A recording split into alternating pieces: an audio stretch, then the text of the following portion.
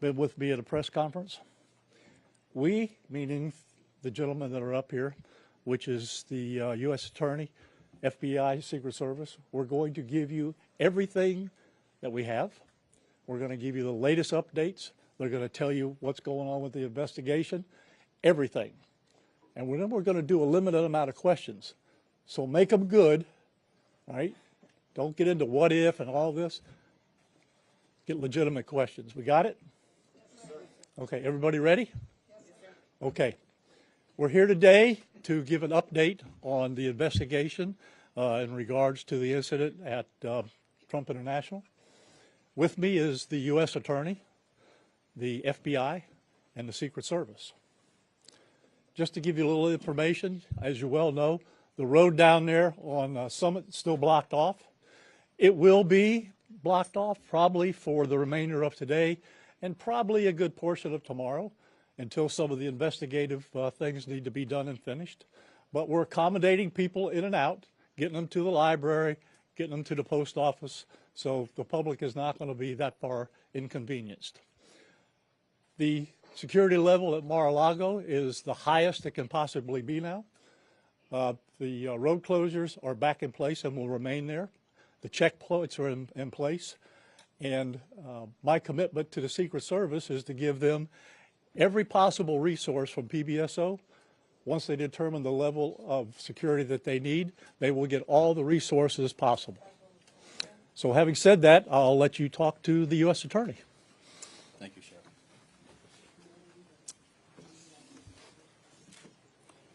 Good afternoon.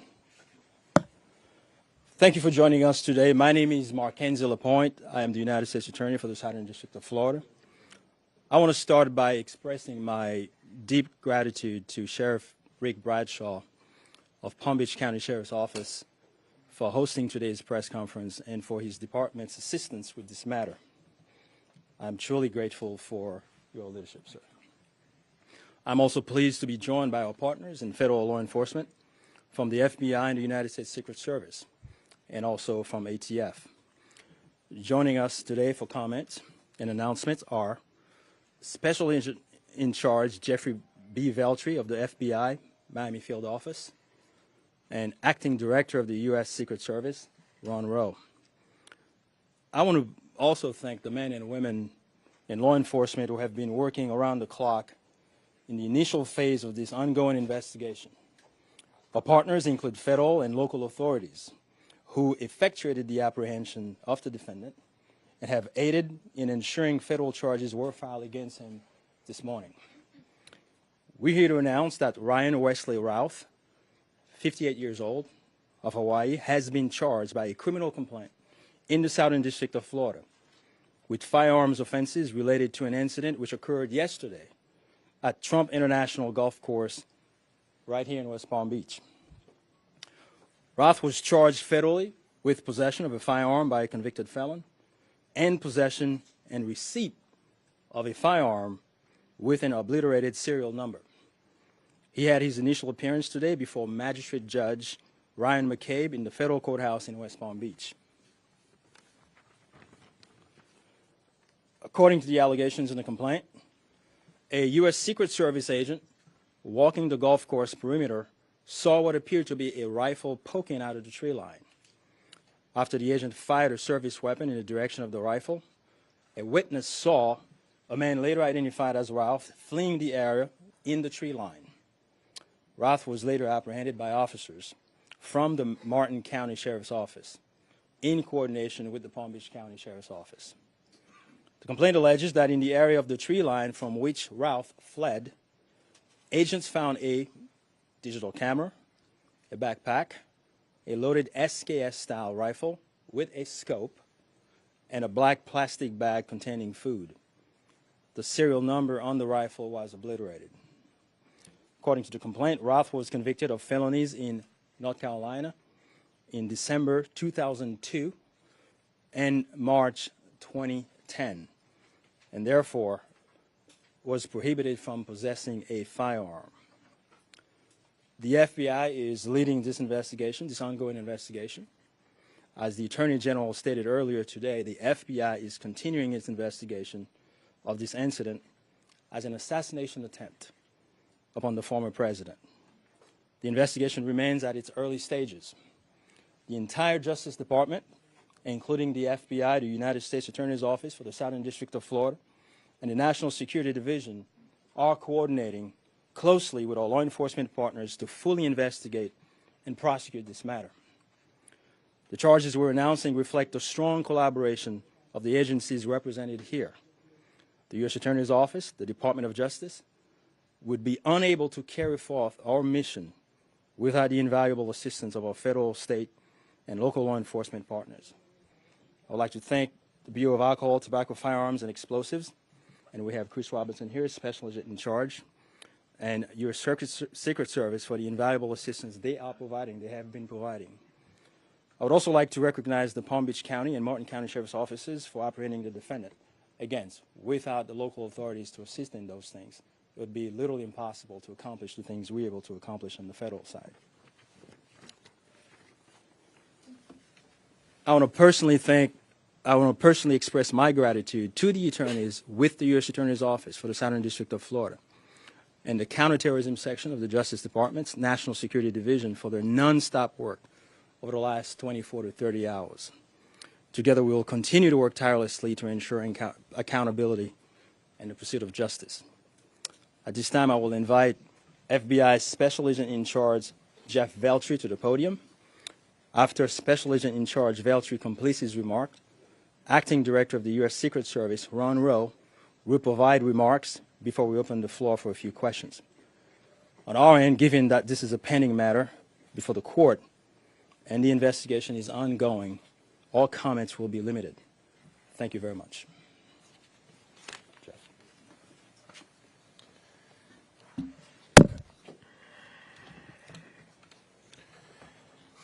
Good afternoon.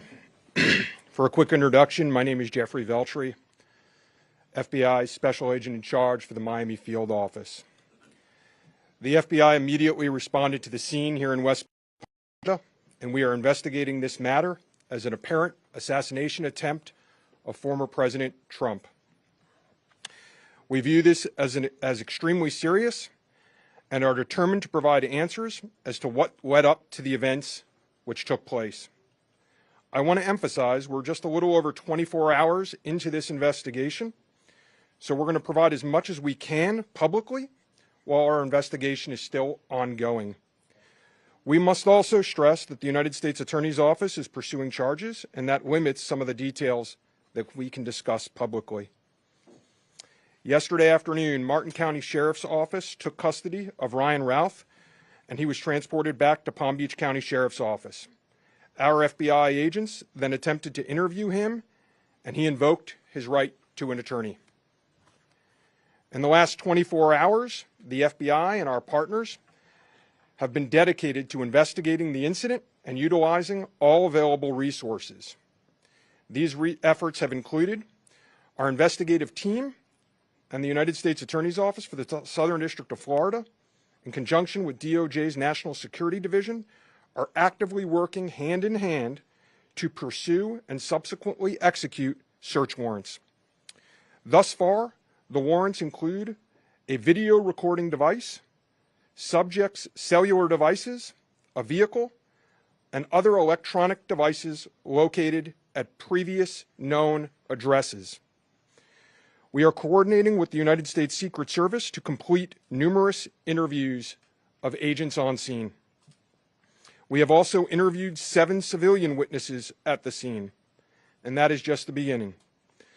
Our FBI's Honolulu and Charlotte field offices have initiated interviews of several family members, friends, and former colleagues of the subject. FBI has deployed several specialty teams and assets from FBI headquarters and our lab division in Quantico to include evidence and critical incident response personnel. The evidence response team is collecting and processing multiple evidentiary items. These range from the rifle, which is an SKS model with a scope and obliterated serial numbers, to 2 bags, the subject's electronics, and what appears to be ceramic tiles. DNA has also been collected from those items, which are being sent to Quantico for testing. We will also process the subject's vehicle for evidence. The Cellular Analysis Survey Team, what we refer to as CAST, conducted thorough analysis of the subject's cellular device locations. The CAST analysis aligns with witnesses' account of the subject's presence at the scene both before and around the time of the incident on September 15th. More specifically, we're continuing to conduct analysis and will be compiling the subject's movements in the days and months leading up to September 15th. Cellular data shows that the subject was in the vicinity of the golf course roughly 12 hours before the engagement with the United States Secret Service. Our investigative teams conducted a neighborhood canvass in an effort to collect and obtain relevant video footage. The subject had an active online presence, and we are going through what he posted and any searches he conducted online. In addition, we're going through media reports and public statements he made that he wanted to recruit Afghan soldiers and others to fight for Ukraine. The FBI has sent multiple requests to companies for returns on the subject's phone and social media accounts. We received several returns and are waiting on additional responses from other companies as well. Our investigative team is completing analysis of the returns and actioning leads as needed, and we anticipate continuing until the FBI knows the full totality of the subject's social media presence. By way of his background, in 2002, as the United States Attorney mentioned, the subject was charged and convicted in North Carolina for possession of a weapon of mass destruction. Law enforcement checks also revealed that from 1997 to 2010, the subject had numerous felony charges for stolen goods. I can also share with you that he was the subject of a previously closed 2019 tip to the FBI where it was alleged he was a felon in possession of a firearm. In following up on the tip, the alleged complainant was interviewed and did not verify, I repeat, did not verify providing the initial information. The FBI passed that information to local law enforcement in Honolulu. On behalf of the FBI, I would like to thank the Palm Beach County Sheriff's Office and Martin County Sheriff's Office for their incredible work in actioning the witnesses' information and rapidly apprehending the subject. I would also like to thank the United States Secret Service, the United States Attorney's Office for the Southern District of Florida, the Department of Justice's National Security Division, the Bureau of Alcohol, Tobacco, Firearms, and Explosives, and our FBI field offices in both Honolulu and Charlotte, who have been conducting additional law enforcement activity related to the subject. Your continued partnerships have been invaluable. Oftentimes in law enforcement, we tell citizens to be vigilant and aware of their surroundings. Yesterday, a citizen provided remarkable assistance, which led to the arrest of this subject. We appreciate the public's diligence in passing potential tips and information regarding the subject and this incident to the FBI. If you have any information, please call 1-800-CALL-FBI or go online to tips, that's tips.fbi.gov. With that, let me turn it over to the United States Secret Service Acting Director, Ron Rowe. Good afternoon, everybody. Yesterday afternoon, this country was reminded of the heightened and dynamic threat environment that the United States Secret Service and its protectees face on a daily basis. Immediately following the assassination attempt of former President Donald J. Trump on July 13th, the Secret Service moved to increase assets to an already enhanced security posture for the former president. In the days that followed, President Biden made it clear that he wanted the highest levels of protection for former President Trump and for Vice President Harris. The Secret Service moved to sustain increases in assets and the level of protection sought. And those things were in place yesterday. At approximately 1:30 p.m., former President Trump was playing golf during an off-the-record movement to the Trump International Golf Course. A Secret Service advance agent supporting the front edge of the agency's layered approach to protection, encountered an individual attempting to secrete himself in the woodline. This happened, the alleged gunman was on the public side of the fence near the 6th green. A layered approach of security is integral to the Secret Service's protective methodologies, and it's also the key to our success. As former President Trump was moving through the 5th fairway across the course and out of sight of the 6th green, the agent, who was visually sweeping the area of the 6th green, saw the subject armed with what he perceived to be a rifle and immediately discharged his firearm. The subject, who did not have line of sight to the former president, fled the scene. He did not fire or get off any shots at our agent.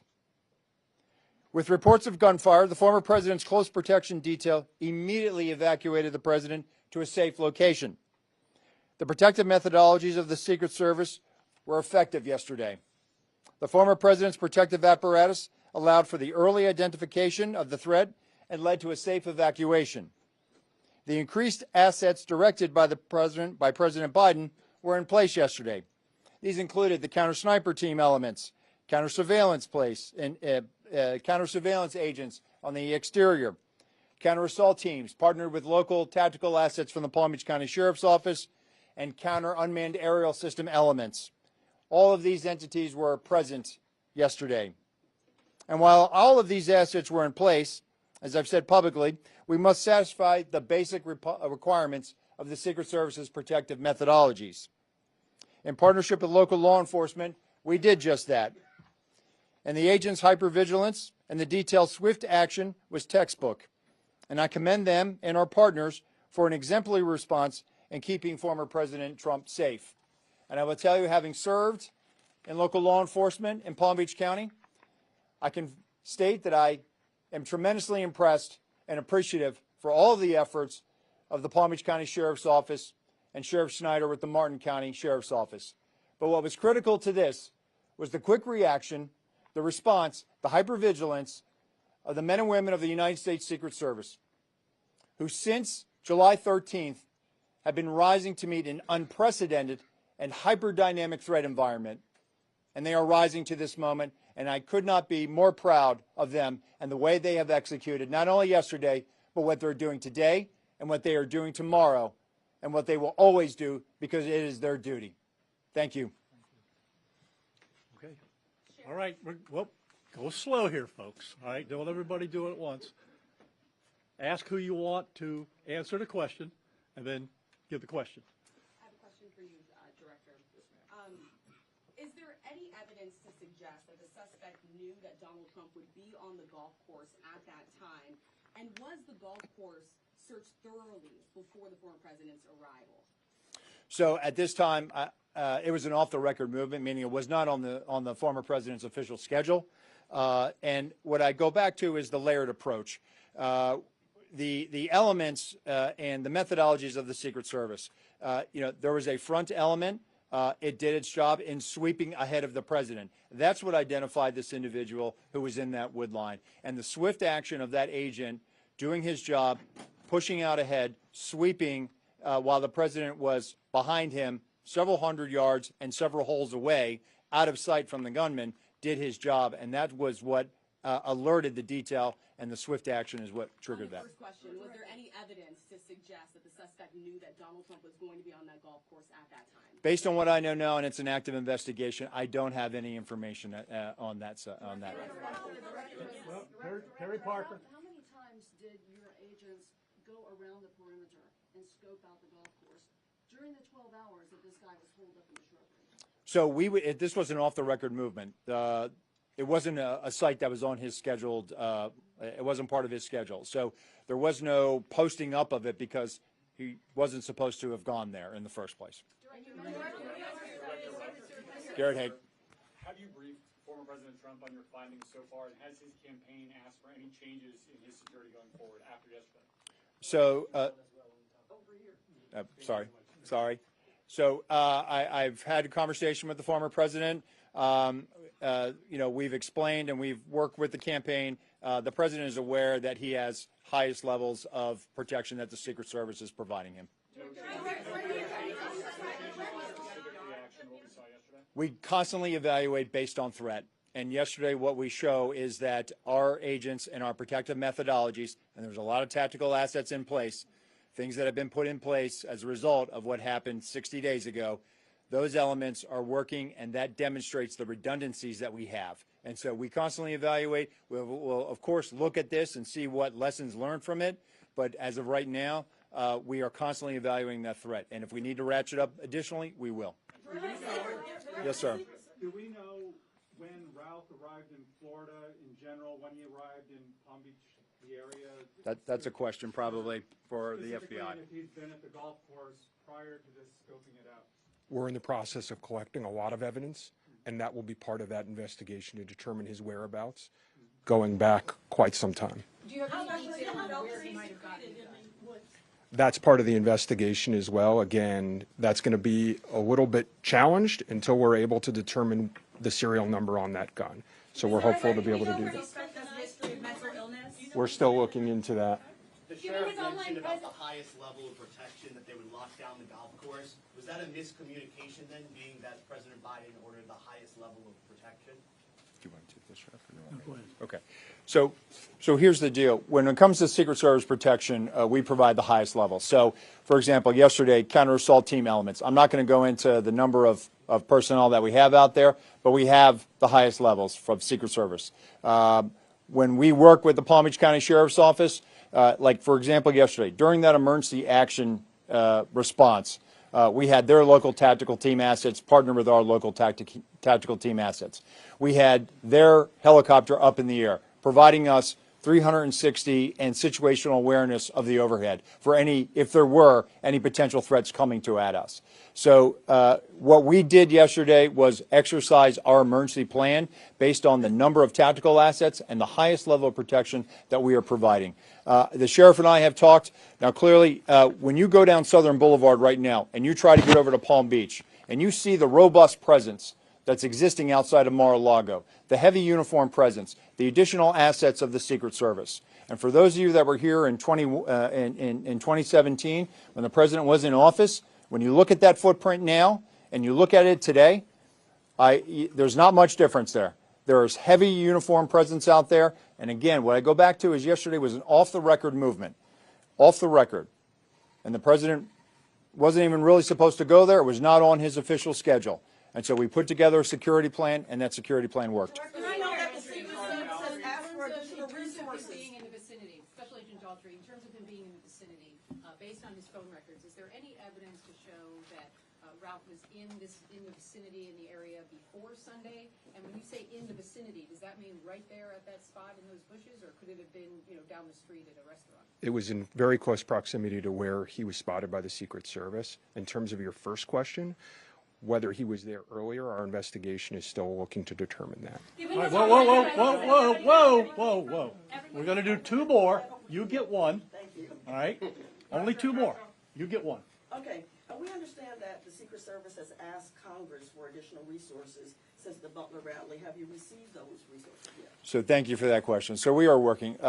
Look, the Secret Service operates under a paradox of zero-fail mission, but also that we have done more with less for decades. And this goes back many decades, right? What I can tell you is that we have immediate needs right now, and we have great support, not only from President Biden, and you saw his public statement today, where he said that, he's going to direct his staff to make sure that the Secret Service has the resources it needs. We're having fantastic conversations with members of Congress. I've been up to the Hill last week. We are continuing to have those conversations, but the long and short of it is this.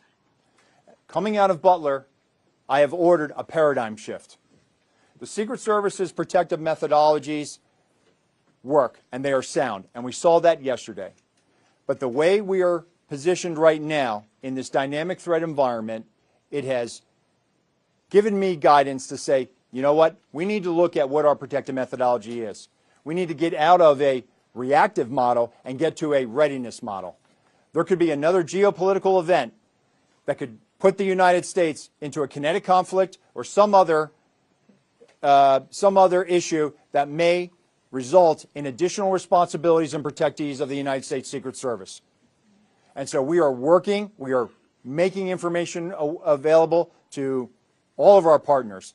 And I just want to say that the commitment of Congress to the Secret Service throughout the years has been tremendous. And we will continue to work with them and Secretary Mayorkas, whose support in making sure that we're getting what we need has been phenomenal. He is one of our biggest champions and our advocate. And so we're having these conversations, and I feel confident that we will get what we need. We have immediate needs. We have future needs, too. I need to make sure that our counter snipers are the best trained counter snipers in the world, that they are exactly doing what we need them to do, and that they match counterparts in the military, in Tier 1 forces. And right now, we are working with Congress to make sure that we get those for our training facility. We also have a necessary need to make sure that we're getting the personnel that we have. And that requires us to be able to have the funding to be able to hire more people.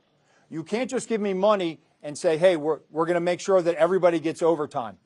Because the men and women of the Secret Service right now, we are redlining them. And they are rising to this moment, and they are meeting the challenges right now. And if you look back at their body of work over the last 60 days, the Republican National Convention in Milwaukee, the Republican National Convention in Chicago, a visit of Prime Minister Netanyahu to Washington, D.C., and to West Palm Beach, which Palm Beach County Sheriff's Office supported.